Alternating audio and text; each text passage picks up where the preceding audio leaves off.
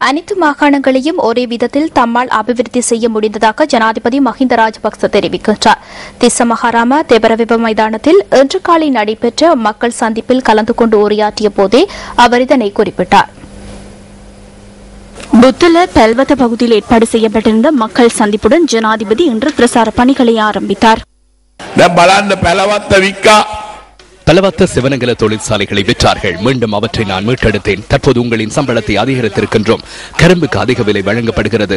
அரசு சேவையில் முறை 1,50,000 பேரை இணைத்துக் கொள்கின்றோம். அரசு சேவைக்கு இணைத்துக் கொள்வதை உடனடியாக நிறுத்துவதாக இவர் கூறுகிறார். அவருக்கு இவற்றை நிறுத்த முடியாது, உரமானியத்தை நிறுத்த முடியாது என்று நான் கூறுகிறேன். ஏனென்றால் 9ஆம் தேதி காலை தேர்தல் முடிவுகள் வரும்போது மஹிந்த ராஜபக்ச ஜனாதிபதியாக இருப்பார்.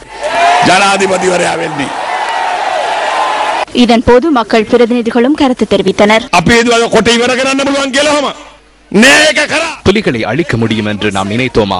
இல்லை. ஆனால் அதை செய்தார். அதன் பின்னர் வேறு எதுவும் தேவையில்லை. ஜனாதிபதி எம்மை காப்பாற்றுகின்றார் என்று மக்கள் கூறினார்கள். ஆனாலும் எதனையும் கேட்காமல் பாரிய அபிவிருத்தி நடவடிக்கைகளை செய்த தலைவரை தற்போது இந்த குழுக்கள் ஒன்றிணைந்து விரட்டுவதற்கு முயற்சிக்கின்றனர்.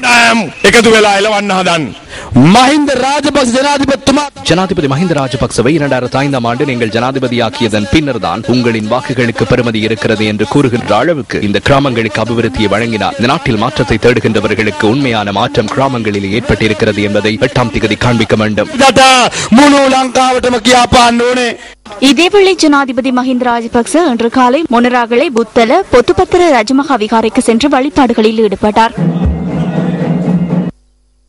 ஐக்கிய மக்கள் சுதந்திர கூட்டமைப்பு ஏற்பாடு செய்திருந்த மேலும் ஒரு மக்கள் சந்திப்பு திசமஹராம தெபரவெவ மைதானத்தில் நடைபெற்றது.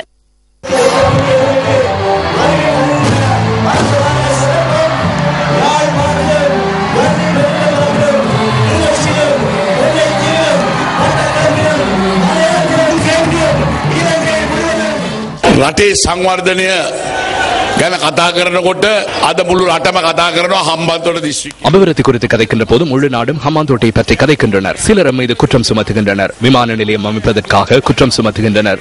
அதிவேக வீதியை அமைக்கின்றோம். அது மட்டுமல்ல, நீங்கள் ரயிலில் ஏறினால் சில மணித்தியாலங்களில் கொழும்புக்கு செல்ல முடியும். அத்தோடு குளிரூட்டப்பட்ட ரயிலும் சேவையில் ஈடுபடும். நாட்டை அபிவிருத்தி செய்கின்ற போது கொழும்பு மாத்திரம்தான் தென்பட்டது.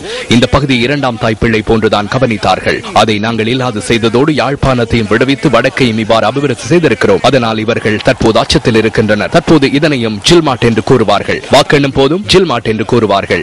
எங்களுக்கு கணனி ஜில்மாட் தேவையில்லை. மக்கள் சரியாக ஜில்மாட் செய்வார்கள்.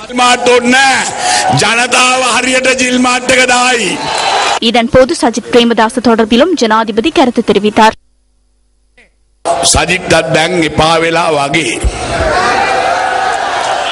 சஜித்துக்கும் தற்போது வெறுப்பு ஏற்பட்டுள்ளது. இந்த மேடையில் ஏறாவிட்டாலும் பிலியந்தல மேடையிலேனும் ஏறுவாரோ தெரியாது. அங்கேயே இருக்குமாறு நான் அவருக்கு கூறுகிறேன். ஐக்கிய தேசிய கட்சி வீழ்ச்சி அடையாது பார்த்துக் கொள்ளுங்கள் என்று கூறுகிறேன். ஐக்கிய தேசிய கட்சி வீழ்ச்சி அடையாது பார்த்துக் கொள்ளுமாறு நான் கூறுகிறேன். என்னுடைய பக்கம் வராவிட்டால் பிரச்சனை இல்லை, வாக்களித்தால் போதும்.